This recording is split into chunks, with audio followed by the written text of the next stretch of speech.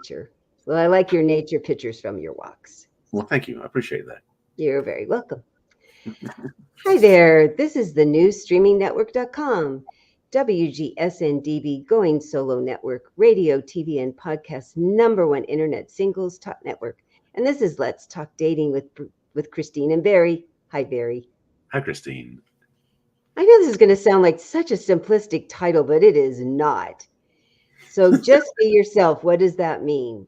Yeah, And what I've heard a lot, and you might have too, is a lot of people when they're struggling and they're talking to their friends about dating, and especially the major extroverts, they go, well, just be yourself.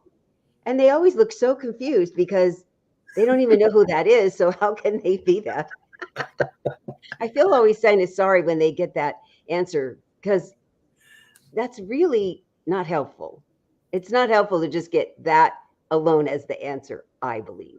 Well, the thing is also the people saying it to other people oftentimes just say it's so easy because you don't have to be anything other than yourself. It's so much easier. But a lot of people don't know how to, first of all, they don't know what that means. And secondly, they don't know how to get there because they're so busy putting on masks and shields and pretense to live in the world anyway. So, which is why we're going to dive into this topic today. For sure.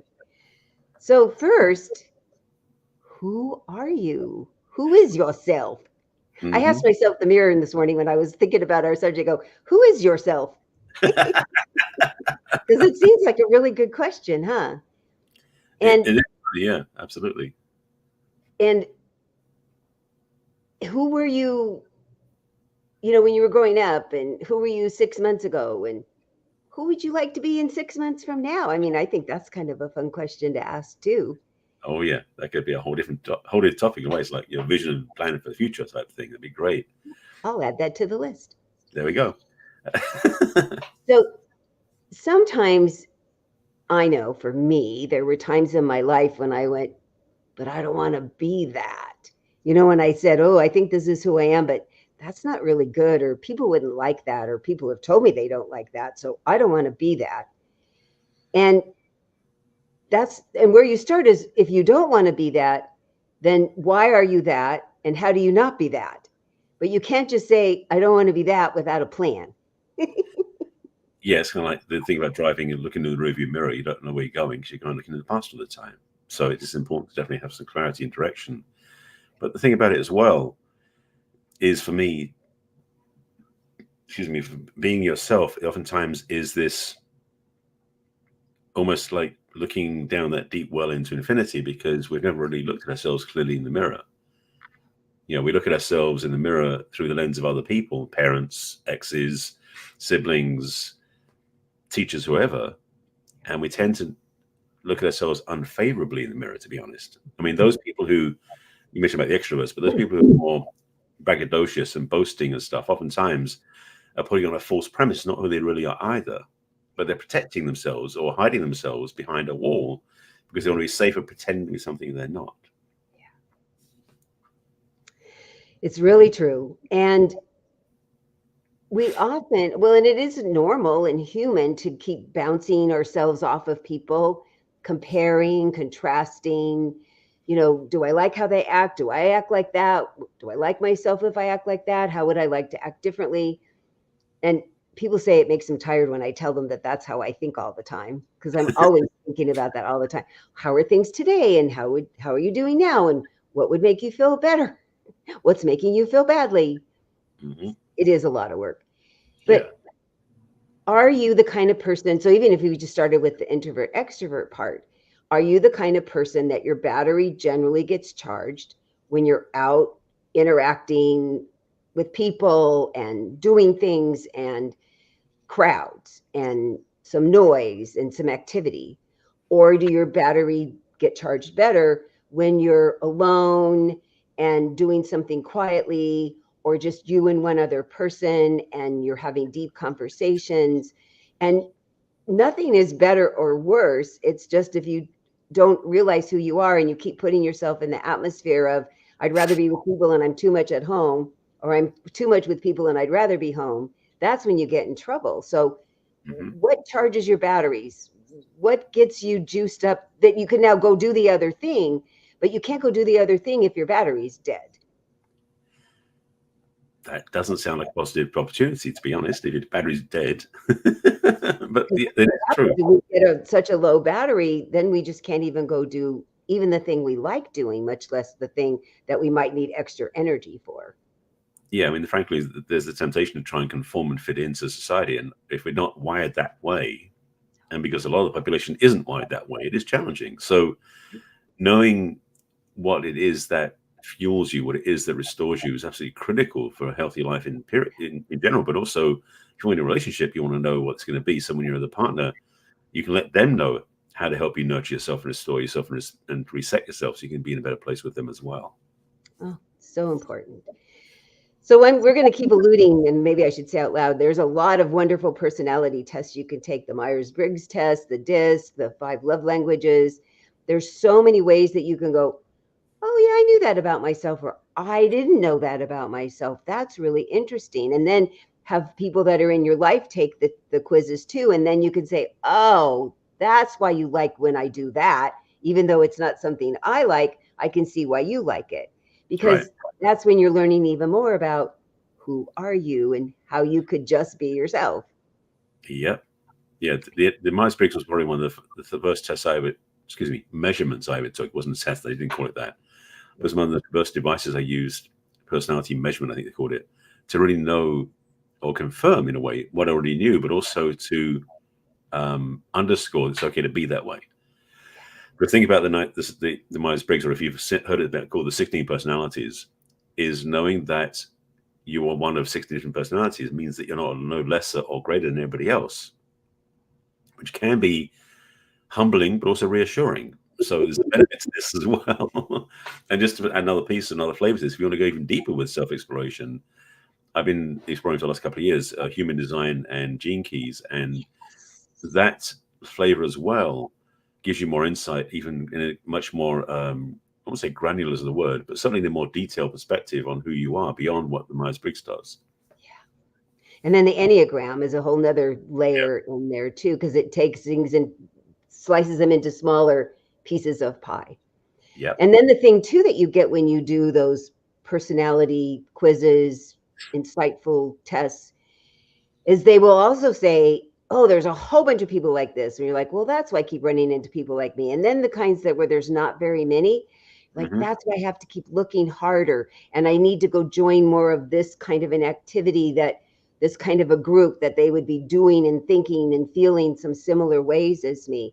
And that's what's really nice about a lot of the deeper looking, is it makes suggestions about, well, go look into this kind of a school, or this kind of an activity, or this kind of study, or this kind of teacher. You know, there's so much interesting things out on Meetup and Facebook where you can say, oh, I'm interested in this, like Jungian. Oh my God, so much stuff will pop up, and there's all those different levels of the Jungian study. So that's what's really good about figuring out, well, who am I? And now how do I go find things that will give me more information and people that will be excited that I feel this way, instead of everybody going, are you from Mars? Yeah, and to relate this to relationship in particular, because it's still crossed my mind, is that I know from the past, I would definitely, when I was in my much younger days, dating life, Yeah. I remember putting on quite the act, so to speak, to attract or be attractive to the woman I was pursuing, and realizing too late that if I just was myself, it wouldn't have been so much easier. And frankly, oftentimes I realized I wouldn't be that person anyway, which is another benefit. But the other part is, and this is the thing I want to touch into as a big thing too, is that when you are being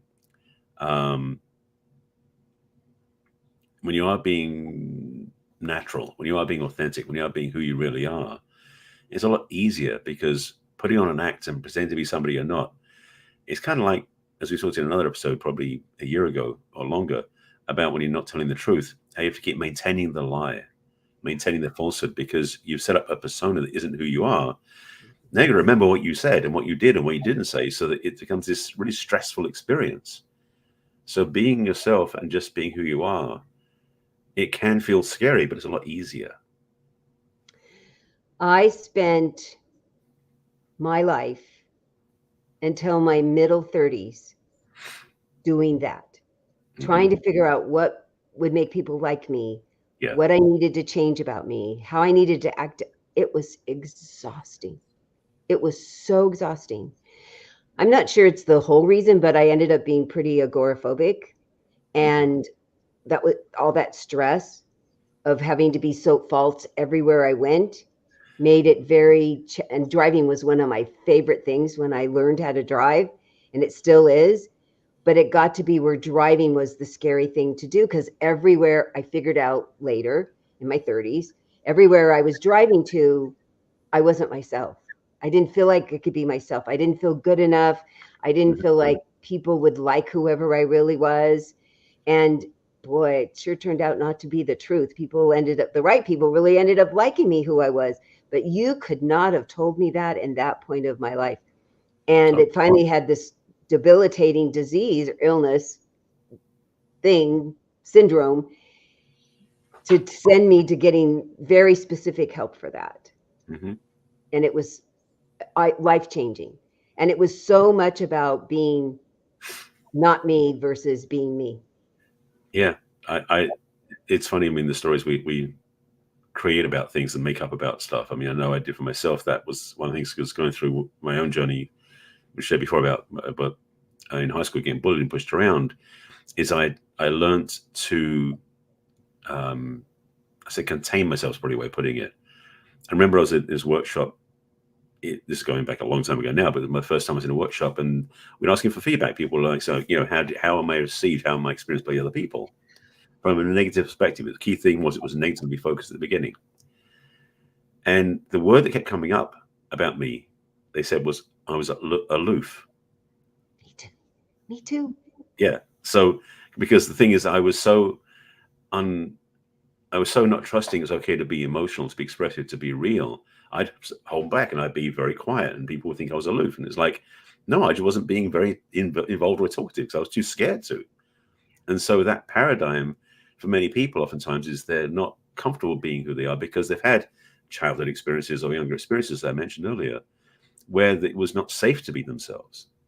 And so we will talk about definitely in this conversation about ways to be safer, because truly being yourself is the best thing to do and the best choice, because it makes dating a lot easier when you have to worry about, again, putting on an act and you just be yourself. There's no masks to wear. There's no pretense.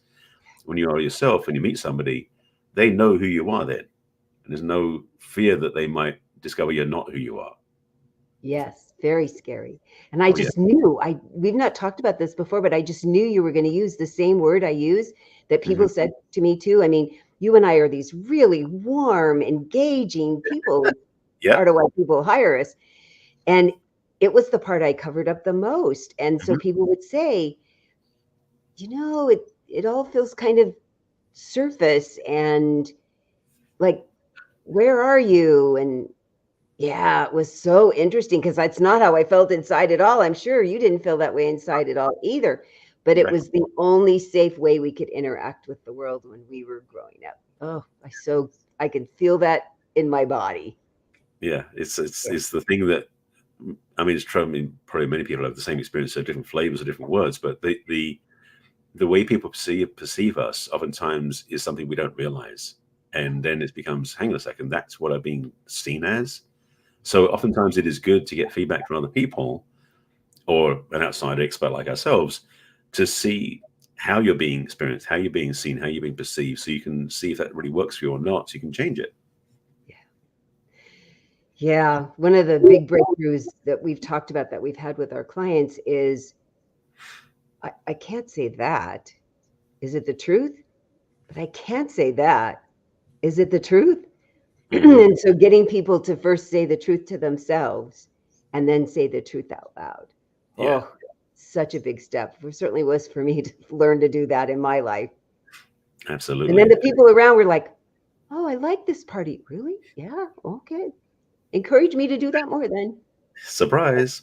It was so shocking. Yeah. Yeah. So starting with,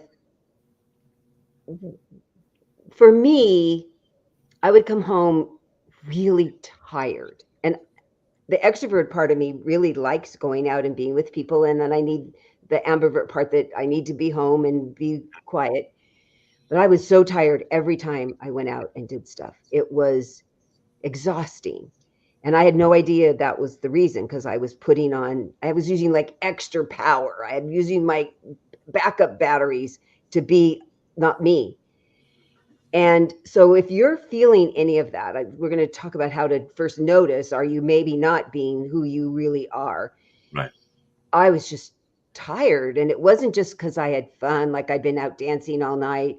It was the bone tired. It was the weary. That was probably the best word for it, weary. So if you're feeling weariness with being at home or being out, it's the same thing happens for both. If you're not being yourself, that was my word for it, was weary. What was one of your clues? It was like feeling no sensation, being numb, basically. Because that was the thing, is that the way I had it wired up, and the equation I carried inside myself, sort of thing, was that being emotional, being expressive, was dangerous and could be hurtful. So being numb was safer. Mm-hmm. And so I chose that as a path through. I mean, I've done a lot of work over the years for myself, so I know I can look back without any presumption or falsehood about it. I know what it was like. Yeah. But the thing I get clearly is that to be authentic now is the greatest gift, both for myself and for anybody I meet, whether it's my clients or friends or anything else, because that's aloofness didn't ever serve me. It protected me, but it didn't serve me. And so to come out of that shell, so to speak, and be more vulnerable, be more real, be more authentic, was a paradigm shift for me. It was a game changer, and it's the way I've been ever since. The other thing that I've learned my whole life that's really important to me is to feel understood. That when I tell you about me, to have somebody have some frame of reference to go, oh, even if I'm not like that, I get that. And what I found when I would try to express myself, that there was lots of disapproval. So then I would explain that I was this different person, and that didn't help people relate to me either. All this hard work that I was doing, trying to have people feel connected, it didn't happen because I wasn't around the people that liked who I was. And when I tried to be around those people that I thought would like who I wasn't, but I would pretend to be something different, I wouldn't be connecting with them either. Yeah. And I am such a connector person that I felt like there was stuff between us, like barriers and cotton. So if you felt that way too, it might be that you're not being your real self around people, because it's hard to know that you're not what you're doing if you don't know that you're doing it. Right. These are some of the hints about what, certainly when I look back, go, oh yeah, I was so not being me.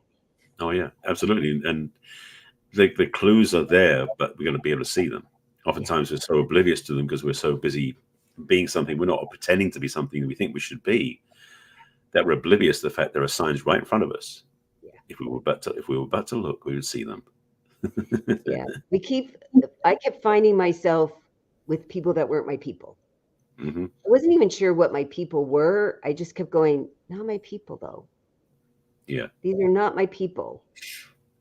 And they liked hanging out with me because I could pretend to be like them, but it wasn't very satisfying for me. Same for me. That definitely was something that I found myself in situations where, after I got out of the situation, part of me going, why did I do that? Even though while I was in it, I felt like I was enjoying myself, but of course I was looking through such an illusionary lens anyway. The enjoyment I was feeling wasn't really true anyway. So it was all part of the game, part of the process. It was almost like that was the way I was supposed to be, because what society or my community, my clique was about. So I had to do something to fit into that, even though ultimately I look back, I was like, no fulfillment, no joy, no satisfaction. So it didn't help me. No. And I felt stifled. I didn't feel like I was growing as a person. I certainly kept ultimately learning all the things I didn't want and didn't like. I didn't realize it at the time. I certainly wasn't learning what I did want, though. Right. Because I wasn't spending much time in the things I did want. Yeah, that is a big piece of the puzzle. Yeah. So we will talk more about that when we come back from our commercial break, about talking about just be yourself. What does that mean? and what you can do to change it to what you really want. Yes.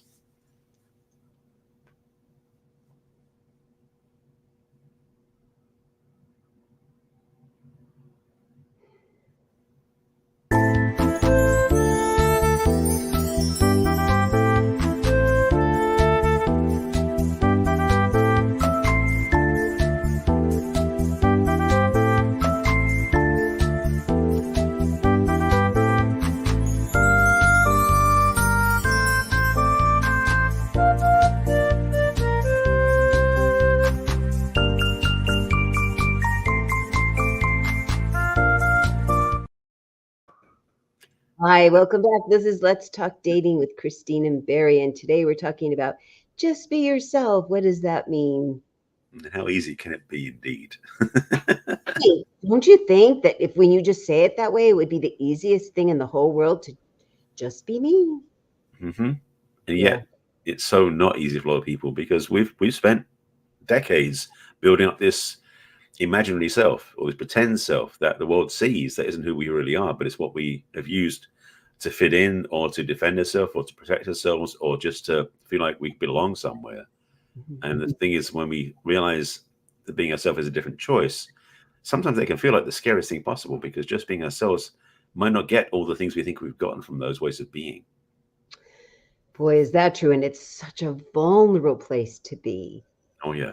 To just be who you are. Because what if somebody doesn't like who you really are? Oh, I mean, that could be really hurtful and sad.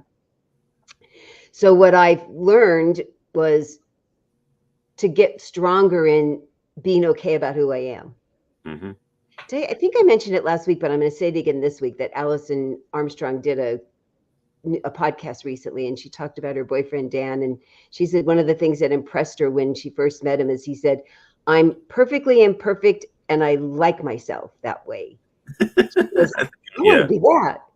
So this is what we're talking about, that you say, I'm not perfect at all. We all have the shadow side, like Debbie Ford coined from Jung, right? Didn't it come from Jung? Yeah, and the two sides of the coin, that I'm really nice, but I've now gotten firm boundaries of not letting people take advantage of that. And we need to say, okay, I'm working on it and I'm going to be my best. And this is who I am today. And I'm okay enough about being my perfectly imperfect person. Boy, that is a gift. That is a gift I hope everybody could strive for. Yeah, it's such a gift, yet it isn't, so again, easy to attain because there's this fear factor. And one thing I also want to talk about when, we talked about, because you said it earlier, is about that being authentically ourselves and being ourselves, is that people might lose because they don't like what we're doing now, don't like how we're being now. Oh, yeah. This is the transitionary journey that I've been through personally. I know a lot of people have been through, is when you start to recognize that who you've been isn't working anymore, and it's not who you want to be because it feels so out of alignment. You feel disjointed or out of integrity or just simply messed up inside because you're not connecting the way you want to connect. When you choose to just be yourself, when you do come back to that wholeness of who you are authentically,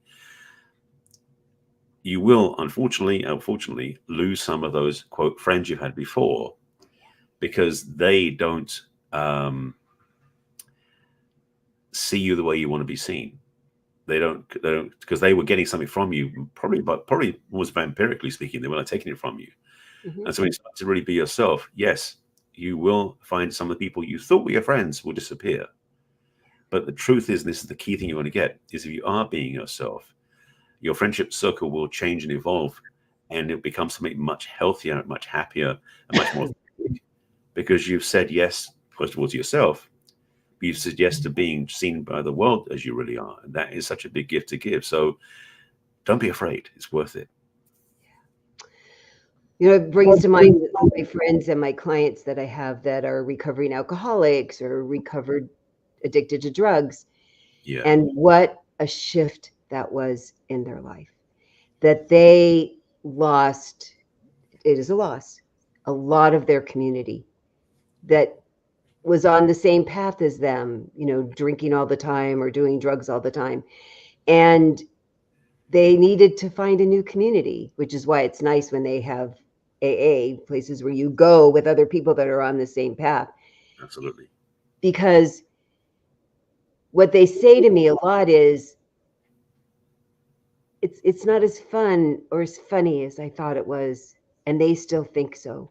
So I can't go on that path with them anymore. And it's sad. You need to mourn those people that you had this connection with, healthy or unhealthy. It was still a connection. We like having connections. We like having friends. We like having a community, no matter what it's built on, we like it. And then when we say, oh, I need a different kind of community, and could you come along? And they're like, yeah, no, we want to stay here. Okay, then I'm going to need to go find a new community. And it's a transition for sure. So yeah, a lot of times people don't want to take this journey of finding who you really are, because who might you lose in the process? And that could be sad. And so there are those who will not choose to change because they feel safer where they're not themselves. But I think most people who watch our show or listen to us on the podcast, they're more the people are going to say, you know what, I'd rather be myself than try to be something I'm not. And it's like, I mean, just spin the other way for a second. There's been a teaching for many, many years about, fake it till you make it sort of thing. So you do things you're not until you become it. We're not talking about that in terms of like setting goals or going where you want to go. We're talking more about how are you seen by those close to you, the intimate connections you have, family, friendships, those sort of things too. Because in family, especially, there are certain life experiences that happen for us where we may have had to put on a mask just to get through. Like, for example, going home for Thanksgiving and the political conversation comes up and you end up saying things you don't really want to say, but just to fit in so you don't get a big blow up row with your uncle or your aunt or somebody else. It's that sort of idea that we will sometimes present ourselves either something we're not, or we do what I did when I was younger. It's just simply, step away and be aloof and not get committed to any conversation where we might show our true colors, which might upset some people. So this isn't to say like just be a bulldozer or be a bull in a china shop and just go forth and just do everything you want to do. There is a level of deference as well to be aware of where you're choosing to be yourself and where you're choosing to simply say, you know what, in this environment, to take care of myself, I'm going to not so much protect, but have healthier boundaries. The way I use it, because I love all my visual stuff, is if you were going to go out, I have stepkids that live in Edmonton, Canada, and it can be minus 45. You really need very special clothing just to go outside. Right. When you go inside, you get in the car, you can take it off, but you need it for outside. So you visualize a very specific piece of clothing, and maybe you wear it when you go to this family thing, because it's very good protection. Yeah. It's not something permanent. You're not going to keep it on forever, but boy, you could lose a body part in Canada if you don't go out in proper clothes. You could lose part of this tender part that you're building up inside of you if you expose it. So, okay, put it on, go there, do the thing that makes it okay to be there. People say, am I being fake? Are you being fake when you put on a coat to go outside? I mean, they really try hard to argue with me, but that's why I use the coat, because no, you don't wear this coat all the time. And yeah, it's kind of puffy and you wouldn't want to wear it all the time, but it's really appropriate when you're outside. So it's very appropriate to go there, because the choice is you could be 100% yourself all the time, everywhere. Sure. Are you okay with that? Are you built up that you can take the consequences? Is it worth it to you? Not always. Because when my stepson first moved here, and their daughter, who had been raised in Southern California, decided she was going to school in a sundress, they had to have a big conversation about that. So maybe you don't want to do that. So go do whatever you know is, but then when you leave, you now take that, because it's kind of familiar to go put that coat on to go in that family thing where you had to be that all the time. Now you go, oh, thank God, I'm going to get to take off that coat. I'm going to put it back in the closet for the next time I go to a family thing.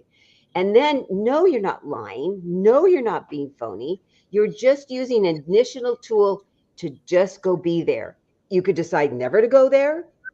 That's another choice too. So this is very grown up decision. And I've had those, you can tell I've had these conversations with, I don't want to be fun. I'm trying to be, I mean, this is the whole thing. We're trying to be ourselves right now. And now you want to be fake? No, not fake. Just put on a coat.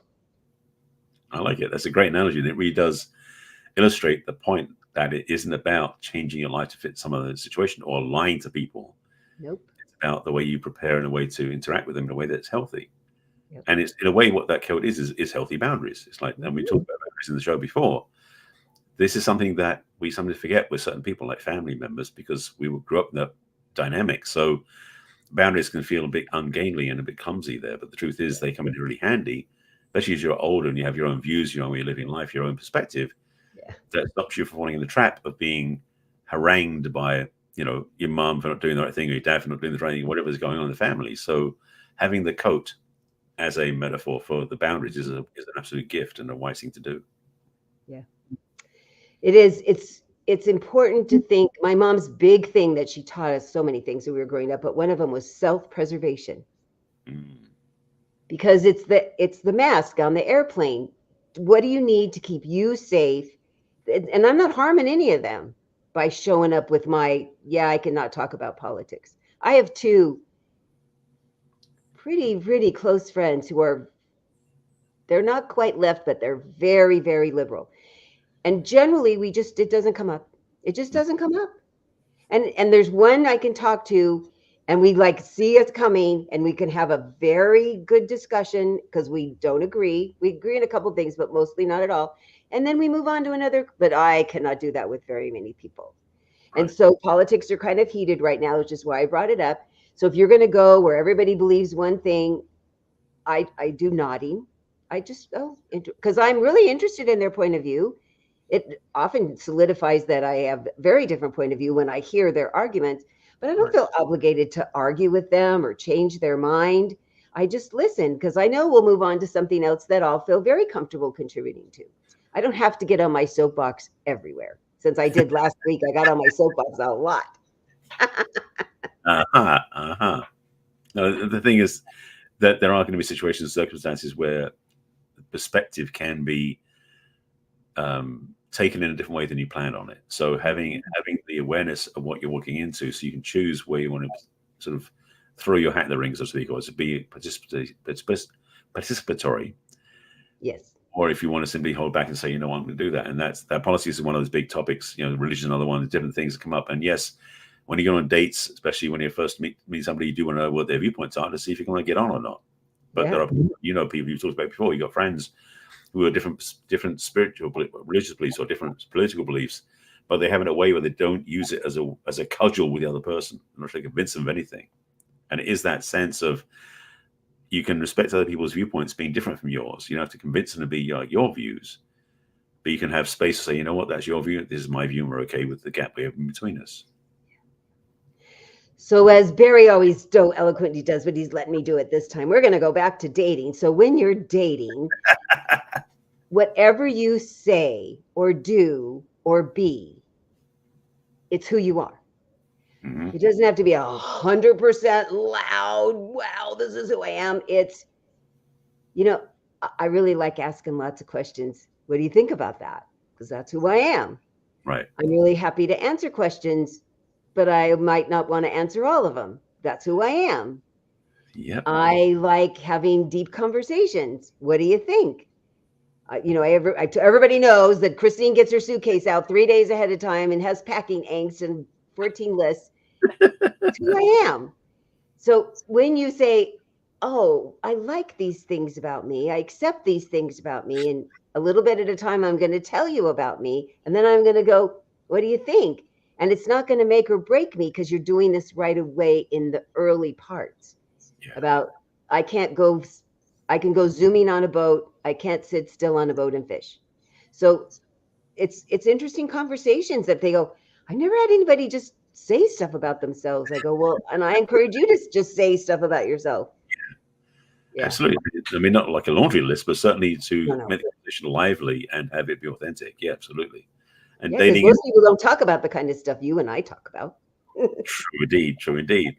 But on the dating theme, just to continue that as well, is I know for many people, I mean, just in the dating apps and the profiles they put up on the dating apps, the authenticity is not always shining through. So if you're going on a date physically in real life with somebody, that's the reason why I've always say that when your first date should be a pre-date, whether it's coffee or ice cream or a walk in the park, something like that during the daytime, because ideally that's when you start being your real self. You start being just yourself, and you're not trying to put on a pretense or an act. the challenge, I think, for a lot of people is they go on a first date that's like a dinner date in the evening in some dark restaurant somewhere with candlelight. There's this unspoken rule: you've got to put on a certain act and behave a certain way and eat with great decorum and be very neat and tidy and very respectful. Meanwhile, there's part of us bursting to get out just to be natural ourselves and use our hands or whatever. It's like that sort of difference. So having a way to connect with somebody that is before you go on the formal date removes a lot of the stigma and the attachment to being something other than yourself. So then when you are authentic, when you're out having coffee or ice cream or doing something simple like that, then you, first of all, you get to know the other person better straight from the get-go. And secondly, you get to decide, do I want to see this person again? Now we're going to, quote, a real date, so to speak. And you're already building the foundation that it's safe to be yourself and it's easy to be yourself. And the other person is being safe as well, because this is where you get to know if this person you want to be with or not. Yes. And yes. I've said it a bunch that the very first lunch I had with my late husband, I left going, I could not have not been my authentic self with him. There was no way I could even try to be fake with him. And I said, oh, I like that. I want to do that again. Yeah. It was because I'd really been working on that for a while and capitalizing on that and seeing how people reacted to it. And he just wanted more. Even though there were things we both kind of went, huh? When we learned about each other. Right. We were being very authentic. So we could talk about authentic. Because that, the big thing we women say a lot is we want your words to match your actions. And that is the best way to do it, is if you just keep being authentic. Yeah. What you say is how you act. What you say is what you do. It's so much less work, as we said in the very beginning. It's so much less work to be you. Yeah, absolutely. Because if you're spending all your time making up stories and telling people different versions of yourself, trying to keep track of, like, 15 notebooks, keep track of, like, who did I tell what to? Because none of it's true. Whereas if you're just being yourself, there's nothing to remember. You are yourself. It's easy. And I think the other thing that happened for me too is when I got really clear about who I really was, then I could get even more clear about, I really want to work on that. I want to get better at that. I want to get less good at that, because right. I admitted where I was. So I had some real concrete things to say. I want to enhance this, and I want to have this not be so prominent in my life because this isn't serving me well. So how do I heal this part? How do I not feel obligated to be this part? How do I encourage the other parts that really are working for me? But you can't do that if you just don't go, who am I now? And who am I really? And what parts do I really like? Because that's the other thing. I'm sure you find this with your clients. They go, I really have lots of things to like about me. Because when you're being fake, you don't really pay attention to the things that are the real things that you like. No, and there's lots. Yeah, well, because you're focusing on who you're not, which is the challenge. So absolutely, definitely with clients and with friends too, it's come up more than once, where the reminder that there is grace and ease in this place of being authentic. And when you focus on it, you'll be pleasantly surprised to how amazing you really are. Grace and ease. That's a really amazing thing to strive for. Because I think so many people in our world, and certainly right now with so many hard things happening, to concentrate in your body, in your soul, in your being. How can you encourage grace and ease? That is a really good goal. I like that very much, Barry. Thank you. You're going to make a meme of it, I just know, because every time you do one of those aha things, you pop up something on Instagram, and I go, this is so great. I have to share it everywhere. Well, I appreciate that. No problem. Thank you for that. You're welcome. So that's another thing. If it feels like everything is hard, everything is work, that's when you're not being your authentic self. Yeah. Because being your authentic self has so much ease to it. It really does. When you're your authentic self and you now figure out how to be in the place, the home, the family, the friends, the atmosphere, the love, where that's reciprocated, that they're being their authentic self and you really like each other. I mean, there would be times that Tony just go, you're so fascinating. Thanks. Now, the other thing Allison said, I'm not sure I told you this. She said she was concerned. I'm going to say it because she said it on her thing. She thought Dan thought she was boring.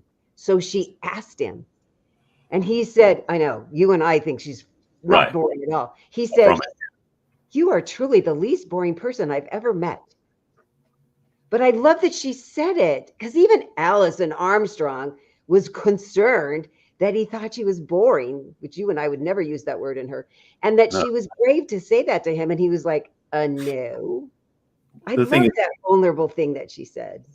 yeah, and I think the feeling, what I was going more than anything else, was he was so enamored by that he was speechless. So he wasn't actually not talking to her. He was just basically just taking her in because she was so amazing. And that's the thing is that, yes, it can be good to do perception checking, like to ask other people what they think of you and what they perceive you, because sometimes we do need a reality check because we're so off the beaten path ourselves and we're so confused.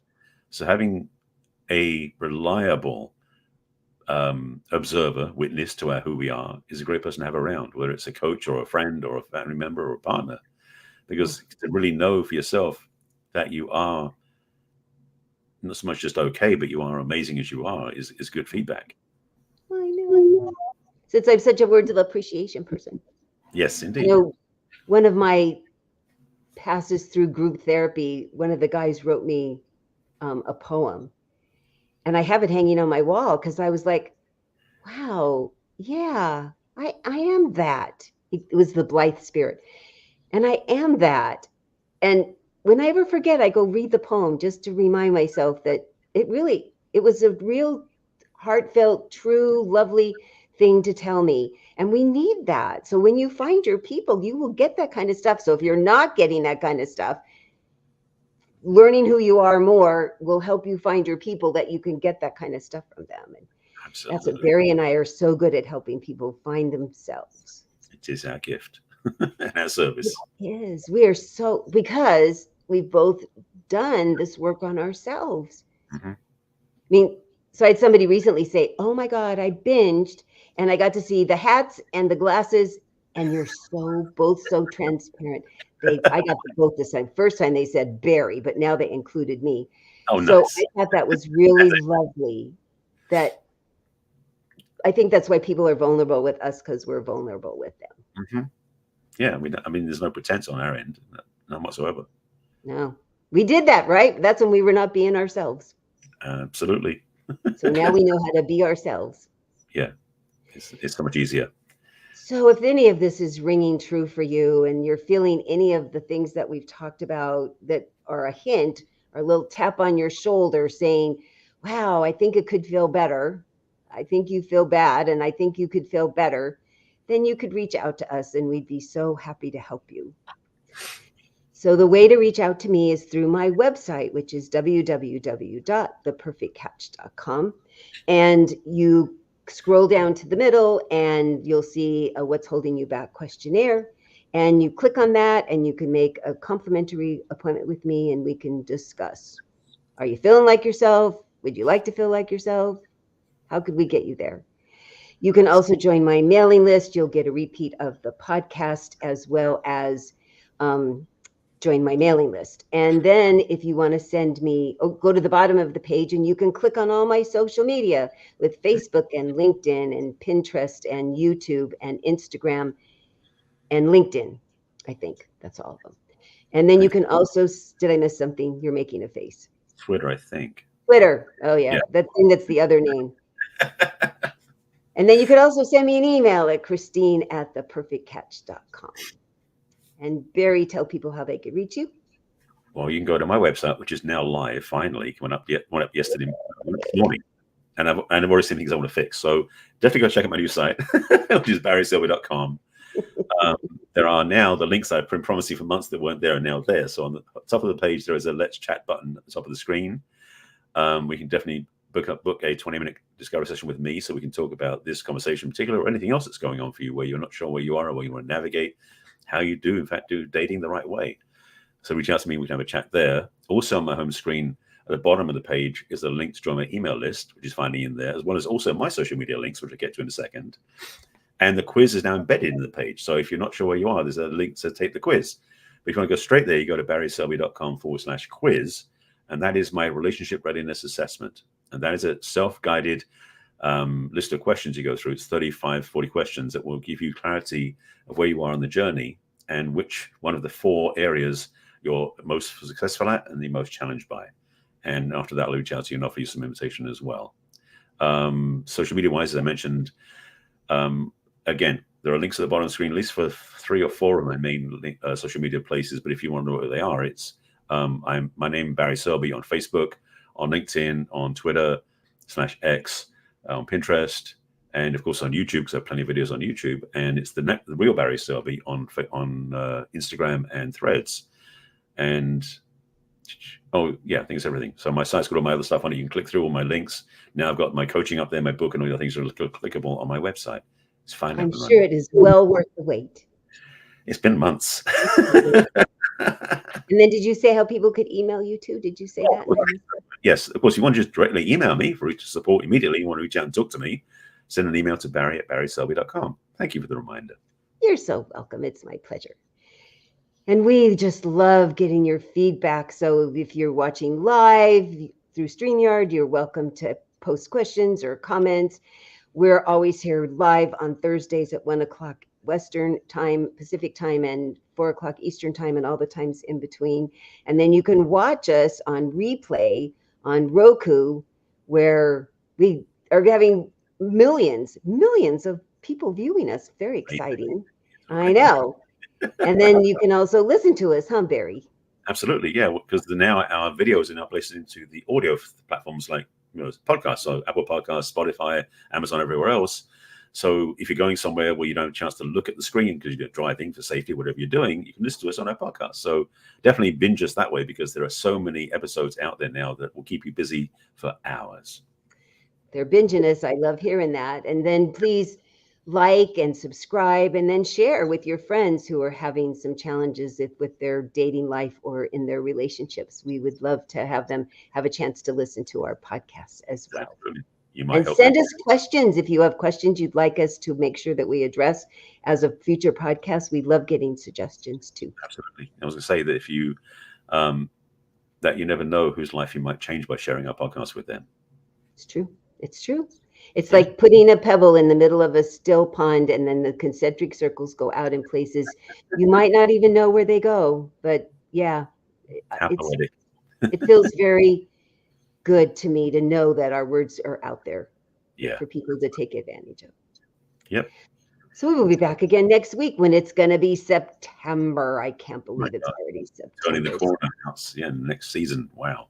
It's kind of shocking. We'll see you next week then. Bye for now. Bye.